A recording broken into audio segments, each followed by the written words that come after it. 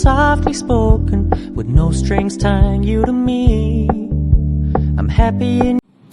Assalamualaikum warahmatullahi wabarakatuh. Kembali lagi dengan saya Mutia Rahmah, Prodi Administrasi Pendidikan, Fakultas Ilmu Pendidikan, Universitas Negeri Padang.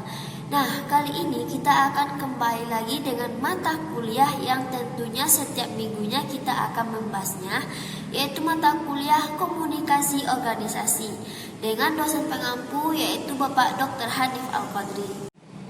Nah, pada kesempatan kali ini kita akan membahas tentang komunikasi internal dalam organisasi. Kali ini kita akan coba melihat dalam konteks publik internal yang terjadi dalam organisasi. Kita bagi dua secara umumnya. Yang pertama, kita akan coba melihat bagaimana fungsi pesan yang berkembang atau pesan yang disampaikan atau pesan yang dibagikan secara struktur ataupun tidak di dalam sebuah organisasi, organisasi atau lembaga atau perusahaan. Yang kedua, yaitu nanti kita akan lihat bagaimana jaringan yang ada di komunikasi formal yang ada di sebuah lembaga tersebut atau dalam sebuah perusahaan atau dalam sebuah organisasi tersebut.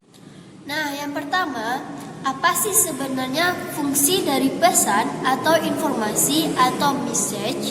Karena komunikasi itu sendiri yang kita ketahui yaitu proses pertukaran pesan atau informasi antara yang disampaikan oleh seseorang atau yang kita sebut dengan si komunikator kepada si komunikan. Nah, siapa si komunikatornya, siapa si komunikannya, lalu apa isi pesannya tersebut.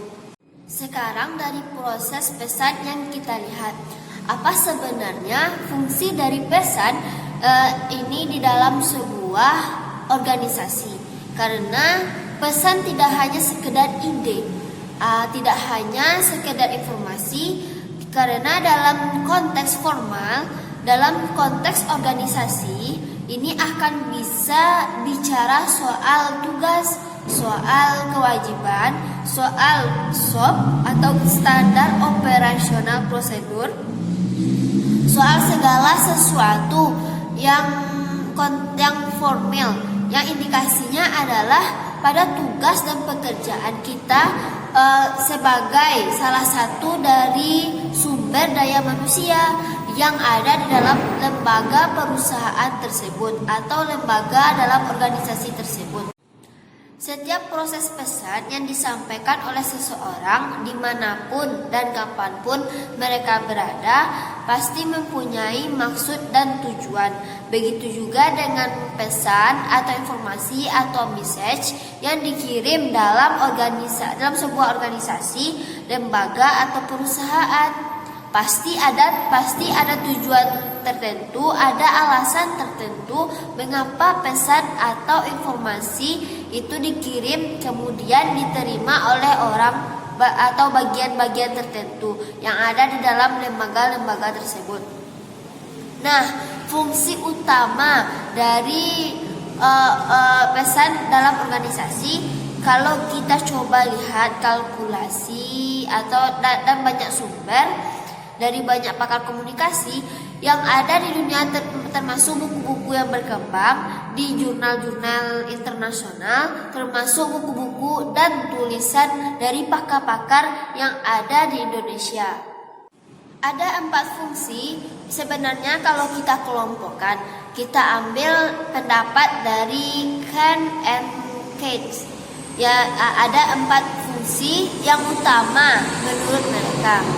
Yang pertama yaitu bahwa fungsi pesan dalam sebuah organisasi atau lembaga atau perusahaan itu terkait dengan produksi. Yang kedua, fungsinya yaitu terkait dengan pemeliharaan. Yang ketiga, fungsinya yaitu terkait dengan penerimaan. Yang keempat, yaitu fungsinya terkait dengan pengelola organisasi. Kita coba bandingkan dengan pendapat Reading. Kalau menurut Reading ada 3 alasan. Yang pertama yaitu untuk pelaksanaan tugas, yang kedua yaitu untuk pemeliharaan, dan yang ketiga yaitu untuk kemanusiaan. Nah, sekarang kita coba lihat lagi bagaimana dengan pendapat Thayer. Menurut Thayer ada 5. Yang pertama yaitu untuk memberikan informasi. Jadi ini umum sekali bahwa informasi atau pesan-pesan yang disampaikan dalam organisasi dimanapun, oleh siapapun, dan kapanpun itu adalah untuk informasi. Jadi pesan itu adalah untuk menyebarkan informasi. Yang kedua, informasi yang disampaikan itu memiliki tujuan. Tujuannya adalah membujuk seseorang, membujuk satu lembaga, membujuk bagian-bagian tertentu. Membujuk untuk apa? Untuk melakukan sesuatu yang kita inginkan. Sesuatu apa yang kita inginkan. Yang ketiga, yaitu dia melihat dari garis perintah bahwa pesan yang disampaikan adalah bermaksud untuk memberikan perintah. Yang keempat, memberikan instruksi. Dan yang kelima yaitu mengintegrasikan organisasi. Jadi organisasi yang terdiri dari bagian per bagian diintegrasikan semuanya menjadi satu kesatuan untuk mencapai tujuan kerja dalam proses kerja. Makanya hanya bisa melalui fungsi-fungsi komunikasi, dan itu adalah fungsi dari pesan atau informasi atau message. Karena komunikasi itu sendiri intinya itu terdapat dalam pesannya tersebut, di dalam pesannya itu sendiri. Makanya Thayer ini sangat umum pendapat yang dikemukakannya dan bisa dipakai oleh siapapun dalam menyepakati atau melihat fungsi pesan dalam setiap organisasi dalam lini atau kondisi apapun. Kita ambil lagi satu pendapat menurut Greenbaum yang menjelaskan ada 4 fungsi utama dalam pesan yang terkirim maupun tidak dalam sebuah organisasi atau perusahaan. Yang pertama yaitu untuk mengatur segala sesuatu, termasuk mengatur perilaku, mengatur pekerjaan, mengatur pola yang terjadi dalam sebuah organisasi sehingga mereka bekerja sesuai aturan-aturan yang ada. Itu dilakukan melalui proses komunikasi. Jadi fungsi pesan yang pertama ini yaitu untuk mengatur. Yang kedua yaitu untuk melakukan pembaharuan, bahwa melalui pesan segala sesuatu yang sifatnya memperbaharui itu bisa dilakukan. Artinya informasi-informasi itulah yang akan disebutkan sehingga pembaharuan terjadi dalam organisasi tersebut. Fungsi yang ketiga yaitu integrasi, sama halnya apa yang disampaikan oleh Thayer tadi, bahwa yang organisasi itu adalah bagian-bagian terpisah. Yang ketiga yaitu integrasi, sama halnya yang disampaikan oleh Thayer tadi, bahwa organisasi adalah bagian-bagian yang terpisah. Artinya apa? Artinya mereka melakukan bagian mereka sendiri-sendiri, bagian mereka masing-masing, tetapi dalam organisasi itu adalah satu kesatuan yang tidak mungkin secara parsial akan bekerja sendiri, karena tujuan utamanya adalah tujuan dari organisasi. Nah, bagaimana mengintegrasikannya? Yaitu dengan fungsi pesan tersebut. Yang keempat yaitu memberikan informasi sekaligus instruksi. Jelas ini sangat masuk akal, karena bahwa bagaimana instruksi, bagaimana mungkin informasi akan bisa ada di sebuah lembaga atau seseorang tanpa pesan. Karena apa? Karena pesan itu sendiri yang memiliki fungsi utama sebagai informasi bagi seseorang atau sebagai informasi bagi sebuah lembaga atau perusahaan untuk melakukan apa, di mana, melakukan seperti apa. Dari beberapa pendapat yang dijelaskan tadi, ada kecenderungan dari tujuan fungsi pesan ya, walaupun dinyatakan dalam istilah yang berbeda-beda. Nah, 4 fungsi dari pendapat itu kita lihat secara umumnya. Yang pertama yaitu pesan tugas namanya. Maksudnya adalah pesan-pesan bahwa fungsi pesan itu adalah untuk tugas, bahwa pesan-pesan yang berkenan dengan pelaksanaan tugas-tugas organisasi oleh anggota organisasi melalui informasi atau penyebaran pesan yang disampaikan oleh peran pengambil pesan, peran pengambil kebijakan atau manajemen yang ada di lembaga atau perusahaan tersebut untuk kemudian disebarkan dalam bentuk pesan seperti tugas, dalam bentuk pesan tugas seperti apa, melakukan siapa, seperti apa, seberapa lama, dan itu fungsi pesannya.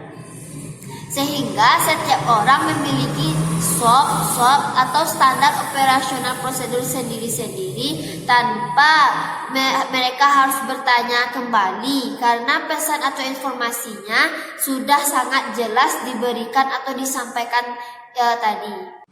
Yang kedua itu fungsi pesan pemeliharaan, berarti berkenaan dengan kebijaksanaan atau aturan main dari organisasi tersebut.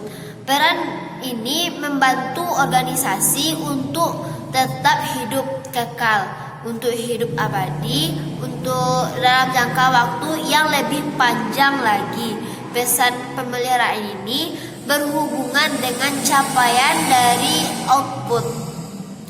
Jadi bagaimana informasi, bagaimana pesan yang terjadi di antara manusia-manusia atau memelihara SDM atau sumber daya manusia yang ada di sebuah lembaga atau perusahaan tersebut. Nah, apa maksud dengan memelihara tersebut? Maksudnya yaitu dengan melalui pesan maka terpeliharalah hubungan dalam sebuah lembaga sehingga mereka mengerjakan tugas demi tugas sesuai dengan bagian mereka masing-masing. Yang ketiga, ada kaitannya dengan kemanusiaan karena yang mengerjakan itu adalah manusia. Jadi ada nilai humanis di dalamnya.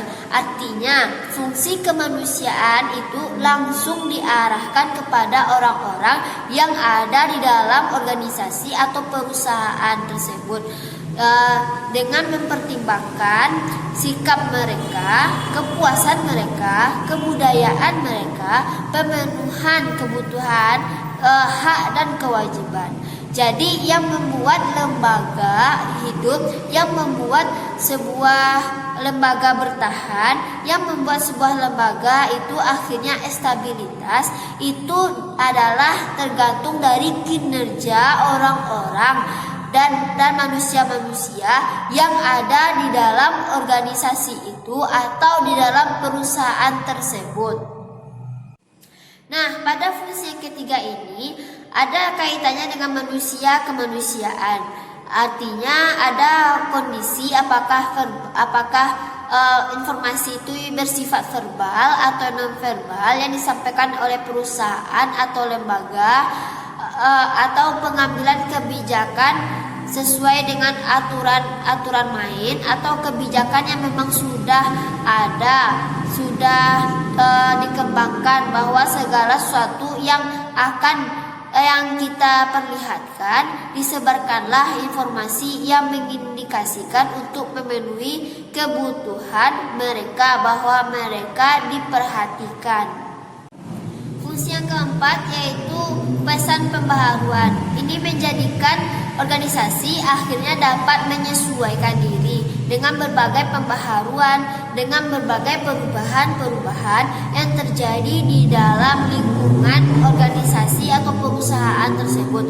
Artinya begini, kalau memang ada suatu kondisi, ada yang akan ditambah, ada kebijakan baru, mustahil akan bisa sampai kepada semua orang, semua bagian-bagian yang ada di dalam organisasi atau perusahaan tanpa melalui pengiriman sinyal atau pesan baik verbal maupun non-verbal, tertulis maupun tidak tertulis.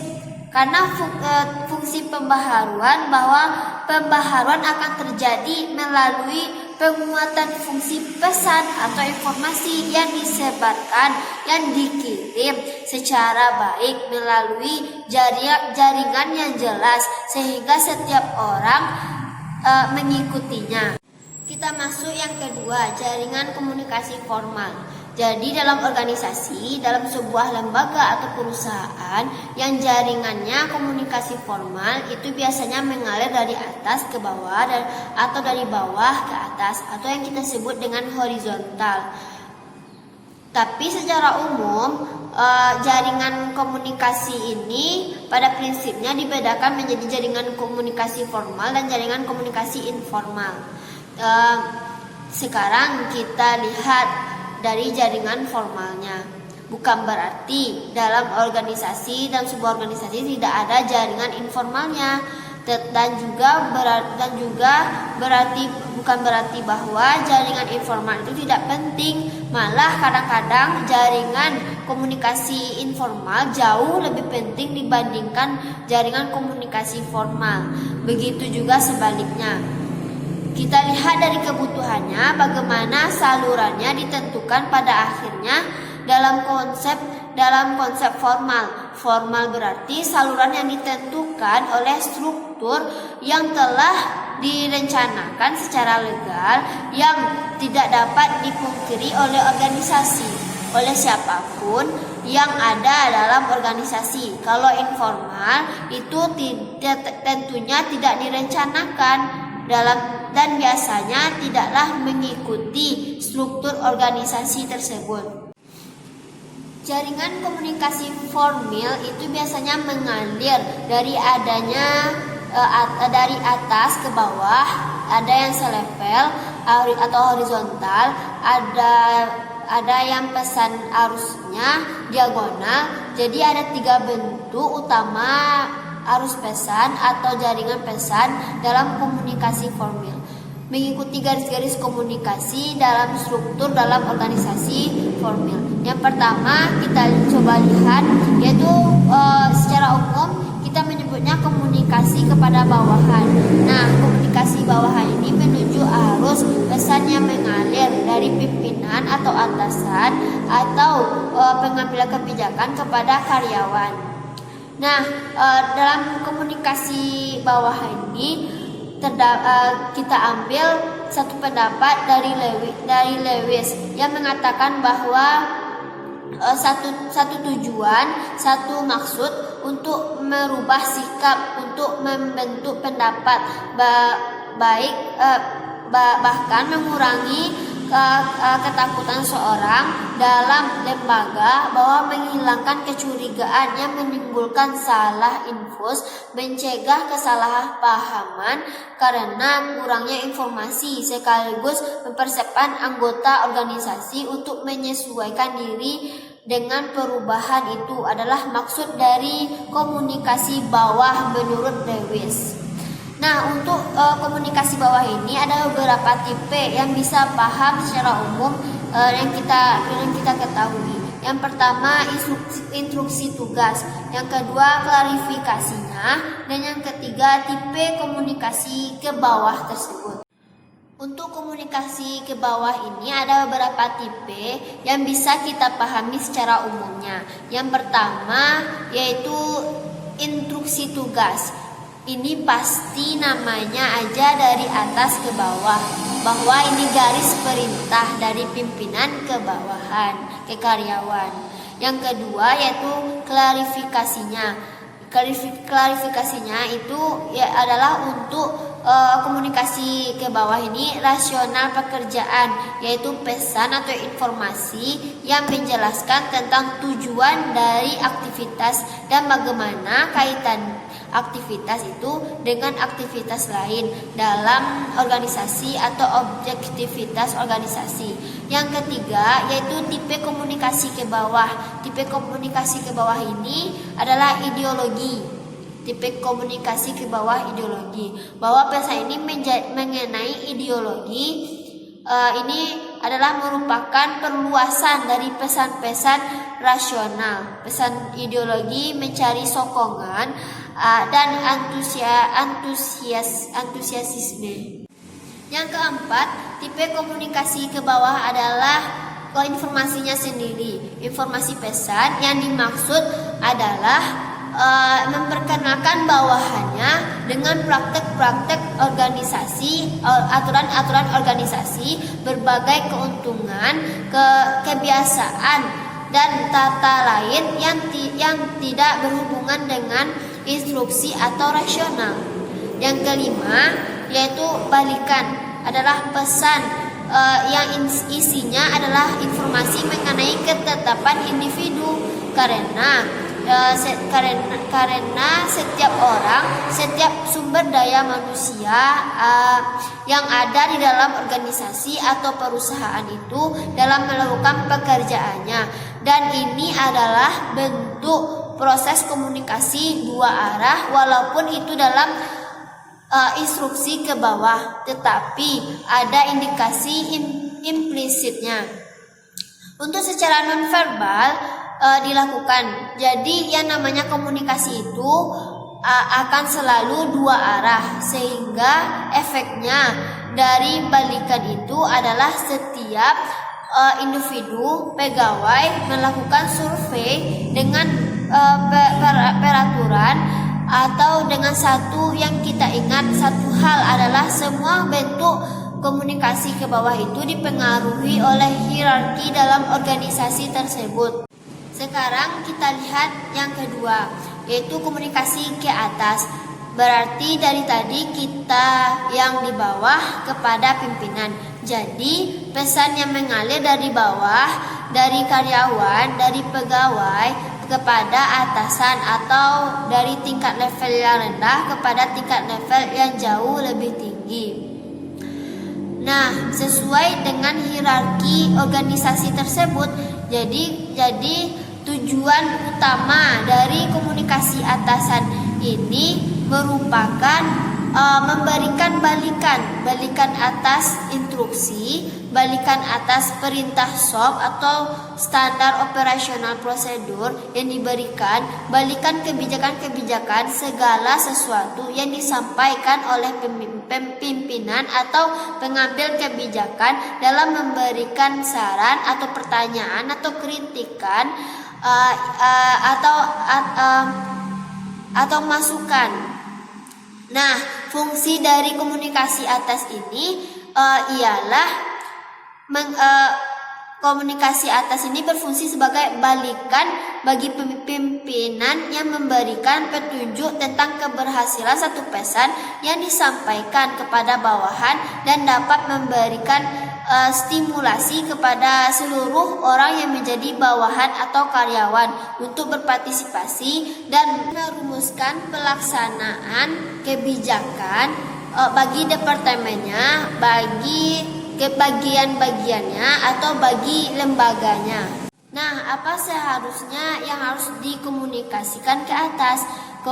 Kebanyakan hasil analisis penelitian mengatakan bahwa supervisor dan pimpinan haruslah mendapatkan informasi dari bawahannya mengenai banyak hal, karena fungsi utama dari komunikasi itu ialah mendapatkan data, fakta, keinginan, harapan yang ada dari bawahan.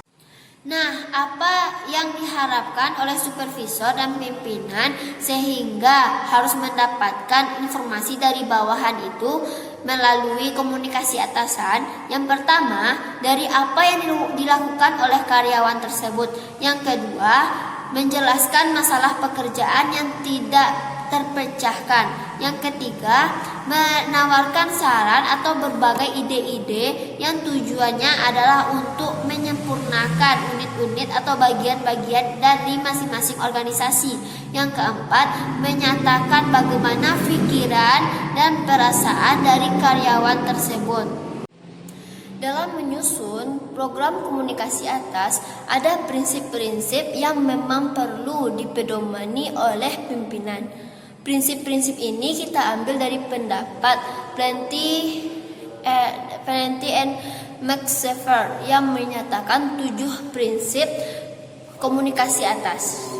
Yang pertama, yaitu program komunikasi berarti kalau program direncanakan. Yang kedua, program komunikasi atas harusnya berlangsung terus-menerus. Yang ketiga, prinsip komunikasi atas yang efektif itu menggunakan saluran yang rutin. Jadi ada saluran yang rutin yang memang disediakan oleh perusahaan atau lembaga. Yang keempat, yaitu program komunikasi atas akan menjadi efektif dengan menekankan kesensitifan dan penerimaan ide-ide yang menyenangkan dan dari level yang lebih rendah. Yang kelima, program komunikasi ke atas yang efektif itu memerlukan pendengaran yang objektif. Yang keenam, program komunikasi ke atas biasanya memerlukan pengambilan tindakan atau merespon terhadap masalah. Yang ketujuh, yaitu program komunikasi ke atas biasanya menggunakan bermacam-macam media dan metode untuk memajukan arus informasi. Jadi disediakan medianya, metodenya yang sangat jelas, dan itulah yang dilakukan dengan pengambilan kebijakan oleh lembaga atau perusahaan. Kita masuk ke bagian yang terakhir, yaitu bagian komunikasi formal. Itu ada horizontal. Horizontal berarti satu level, pesan yang di antara orang-orang yang ditingkatkan otoriternya di dalam organisasi. Itu relatif sama, seperti karyawan dengan karyawan, pimpinan dengan pimpinan, kepala bagian dengan kepala bagian, dan peran ini biasanya berhubungan dengan tugas-tugas atau tujuan komunikasi, koordinasi, pemecahan masalah. Baiklah, cukup sekian dari penyampaian materi yang saya sampaikan tadi. Apabila ada kesalahan atau penggunaan kata, saya mohon maaf. Jika teman-teman belum paham dengan hasil penyampaian saya, teman-teman bisa melihat langsung YouTube Bapak Dr. Hanif Al-Bagri. Sekian dari saya. Assalamualaikum warahmatullahi wabarakatuh.